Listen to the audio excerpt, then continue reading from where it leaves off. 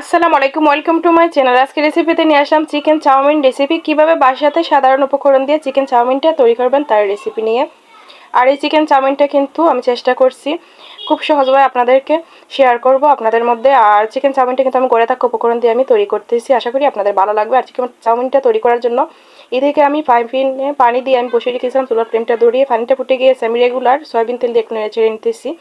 দিয়ে আমি Coca Cola noodles নিয়েছি। চিকেন চাউমিনটা বানানোর জন্য কোকাকোলা নুডলসটা কিন্তু আমি সিদ্ধ করে নিতেছি। সিদ্ধ করে আমি একটা সাইড দিয়ে রেখে দিব।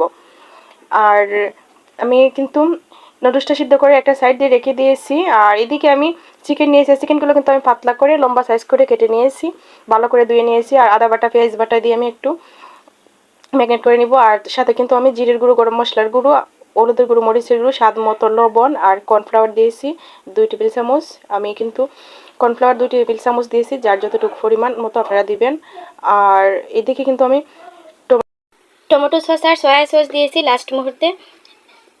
দিয়ে আমি ভালো করে ম্যারিনেট করে নিতেছি। 1 টেবিল চামচ টমেটো সস আর 1 টেবিল চামচ সয়া সস দিয়ে ভালো করে ম্যারিনেট করে একটা সাইড দিয়ে রেখে দিয়েছি চিকেনগুলো। আর আমি আর একটা সস বানিয়ে নিতেছি, তার জন্য আমি 2 টেবিল চামচ টমেটো সস আর সয়া সস দিয়ে আমি এভাবে একটা সস বানিয়ে একটা সাইড দিয়ে রেখে দিতেছি। আর আমি কিন্তু সবজি নিয়েছি, হাতের কাছে যত সবজি আছে তা দিয়ে কিন্তু আপনারা এই রেসিপিটা বানাতে পারেন চিকেন চাউমিন। আর আমি কালো বরবটি আর সবুজ বরবটি আর গাজর আর ফুলকপি নিয়েছি, যার হাতের কাছে আপনারা যা পাবেন সবজি তা দিয়ে কিন্তু আপনারা বানাতে পারেন। আর আমি পাইপিনে পর্যাপ্ত পরিমাণ তেল দিয়ে চুলোতে ফ্লেমটা ধরিয়ে দিয়ে আমি কিন্তু পাইপিনটা বসিয়ে দিয়েছি। তেলটা গরম হয়ে গিয়েছে, এখন আমি চিকেনটা দিয়ে এভাবে কিন্তু আমি ভেজে নিব।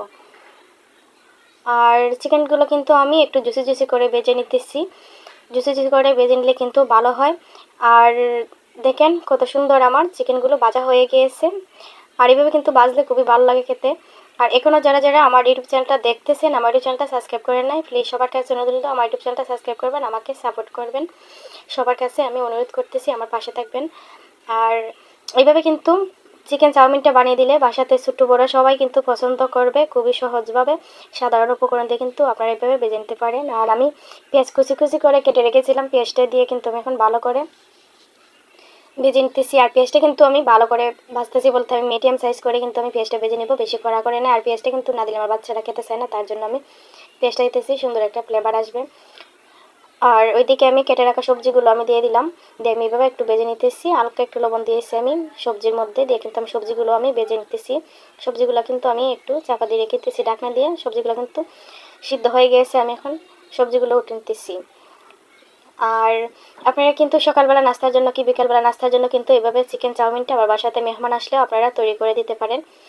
আর নামি দামি সবগুলো উপকরণ না দিয়ে কিন্তু এইভাবে সাধারণভাবে কিন্তু আপনারা সবসময় বাসাতে এই চিকেন চাউমিনটা তৈরি করতে পারেন।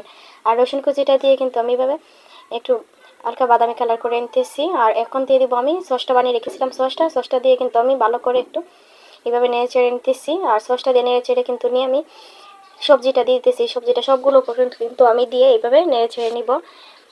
আমি পেঁয়াজটা ব্রেস্তা করে রেখেছিলাম, পেঁয়াজ ব্রেস্তাও দিয়ে দিব, দিয়ে আমি একটু ভালো করে নেড়ে ছেড়ে নিতেছি।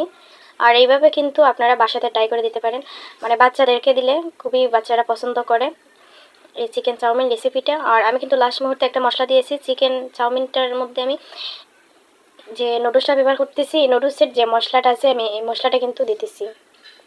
কোকাকোলা নুডলসের যে মশলাটা আছে এই মশলাটা আমি ব্যবহার করতেছি। আর স্বাদ মতো লবণ দিতেছি, লবণটা কিন্তু আপনারা একটু দেখে দিবেন, কারণ হচ্ছে সয়া সসের মধ্যে কিন্তু লবণ থাকে। তারপর নুডলসের যে মশলা আছে নুডলসের মশলার মধ্যে কিন্তু লবণ থাকে, তার জন্য আমি লবণটা কিন্তু কম দিয়েছি। আর আমি নুডলসটা দিয়ে কিন্তু ভালো করে একটু নেড়ে চেড়ে নিয়ে চিকেনগুলো দিয়ে দিতেছি।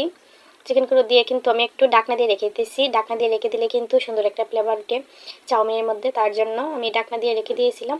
আর এখন কিন্তু আমি ভালো করে একটু নেড়ে চেড়ে আমি চাউমিনটা নামিয়ে নিতেছি। আর দেখেন কত সুন্দর পরিবেশন হয়েছে আর কতটা জোরজোরে হয়েছে। আপনারা কিন্তু এবার ট্রাই করতে পারেন। সবাই ভালো থাকবেন, সুস্থ থাকবেন। আল্লাহ হাফেজ, আসসালামু আলাইকুম।